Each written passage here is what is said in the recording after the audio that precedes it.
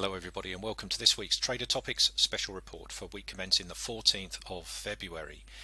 Now at the start of this week we've got a rather special set of circumstances unfolding. We already know that the Fed are already on a path of increasing interest rate rises. I think that they've primed the markets and the general public very well on that. Having said that, today we find out that there is a closed board meeting, emergency meeting with the Fed members at 4:30 UK time today. Now that could suggest that there could be a more imminent policy announcement of an interest rate rise. Now if that happens, that could further fuel an induced risk off sentiment in the markets as that is priced in. On the other side of things, we've also got the Russian Ukrainian invasion situation that is unfolding literally day by day. We've heard news out on Friday afternoon which drastically impacted on the markets of an imminent move by the Russians. Now what we're also hearing today is that a move could be as close as Tuesday if things can't be rectified. So there is another other circumstances there which could induce a risk off sentiment as well. We already saw a flavour of that on Friday, so we've got a couple of things potentially big issues potentially taking place and unfolding in the markets early this week. So let's take a look at the markets here and let's take a look at what that could entail. So if we start to take a look at some of the key markets here and start to think about what would happen if we saw rising interest rates. Well, typically rising interest rates would increase the value of the dollar. It would make it more lucrative, more attractive for investors to put money in the dollar to get a return, and that is likely to typically impact on the strength of the dollar. So we would see we would expect to see further strength in the dollar with interest rate rises. On the flip side, if we had an escalation of an invasion in sort of Russia, Ukraine, and the sort of political fallout that would cause, as well as the West sort of seek to put in sanctions and take action against that, that is also likely to push investors towards safe havens. And again, that's likely to be a risk off sentiment and a move into risk havens as well. So again, the dollar again benefits very well from the risk haven status, so that again could help to support the dollar as well. So we've got two environments there, two big news stories which potentially if they unfold as they're looking, they could again support higher dollar prices. And if we take a look at the market here of the dollar, this is on the monthly chart, but you can see that there is and excuse the structure lines that we have in here, but you can see that the market has turned around now. We've recently retested this 95 level and the market is in a process here of putting in a strong move higher. Now if we start to look at structures here and start to look at where the market could potentially run to, we've got this big trading window up here towards that 100 level again. So that's not suggesting the market's going to run there in one fell swoop, but certainly if we've got a risk off sentiment and higher interest rates in the dollar, that is certainly going to help the market move up here, and that's the big sort of trading window that we have. Now of course if we come down to the lower time frames, we're going to start to see more trading levels and more trading windows, and you can even come down to the daily chart and we can start to see that the market is starting to push up to the long side again. We're starting to get some higher lows even if we start to look into these from a longer term perspective. So getting through some of these levels around that sort of 96 to 96.5 area really starts to sort of push this up to 97, and then we're sort of well on our way up towards that 100 price point.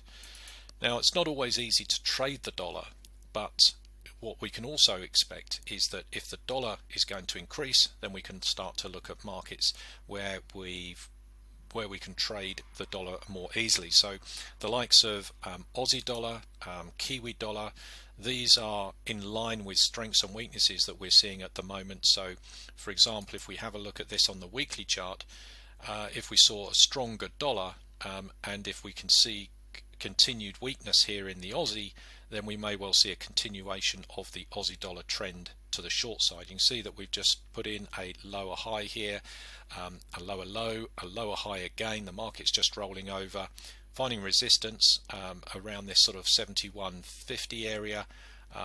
Maybe we get a move and a retest down to 7,000 and maybe even beyond.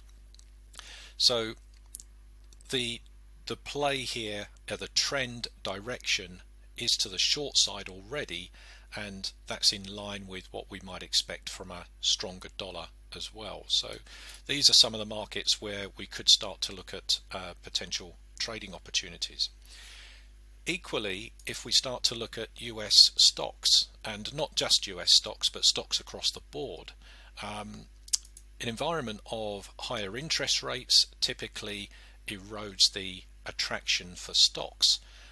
We also, if there is potential conflict in the world, then that also impacts on the value of stocks as well, as money gets pushed into safe havens. So it comes out of risk assets like stocks and it goes into more safe havens such as the dollar, such as precious metals, for example. Now we can see here that the Nasdaq is also down into critical levels at the moment. We've had a trend change here on these time frames. It doesn't really matter which time frame you look at. We've got a significant trend change. We've got a double top here on the weekly chart.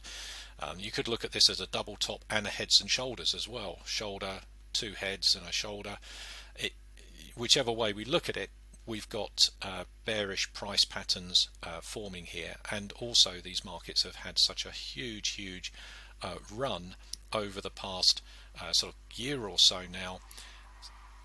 There's a lot of froth in here, and as an investor, would you like to hold your money into risk assets that are already highly inflated, or would you like to book those profits and perhaps put them into more safer investments, and or even into deposit returns as well, where we might be able to start seeing those in dollar markets? So there's a lot of things going on here which could impact on the appetite for stock prices. So markets like the Nasdaq, we could see continued weakness in here, and where this could potentially come back to is anybody's guess. You've got here 10,000, 9,700 I should say, is pre-coronavirus crash level. So you can see that we've potentially got a huge distance to the short side that this market could come. I think if we did start to see these events start to unfold, we could start to see moves down here towards this sort of 12,000 sort of structure areas fairly quickly. Even if we have a quick look at the Dow here as well. Now the Dow is looking sort of again fairly more supportive. We've got more conventional stocks listed in the Dow, but even in the Dow here we're starting to see a rollover in chart patterns, looking more bearish now, and again start to see these markets getting under some of these significant levels like 34,000 really does open these markets up for some significant moves to the short side too. Now also, if we're going to see a risk off, if we see risk off pushing through the markets, then we might start to see other markets benefit, like certainly safe haven markets like the likes of gold. Now gold here, again, if we take a look at this from the longer term perspective, we can see that there has been significant support along this sort of structure line, which has also been coinciding with that 1.8 level, and we've talked about this, and we've been had opportunities around here quite a lot over the past sort of few weeks.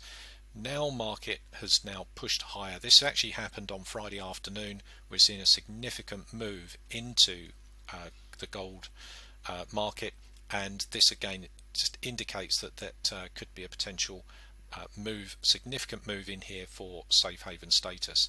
So there is potentially much further for this market to go. Now, whether we're looking at getting in at these levels, personally I'd prefer to see some kind of pullback on these. I always look at retracements, but looking at the longer term perspective, we could be looking at an environment of higher gold prices, higher dollar market, weaker currency markets, and even stronger oil markets as well.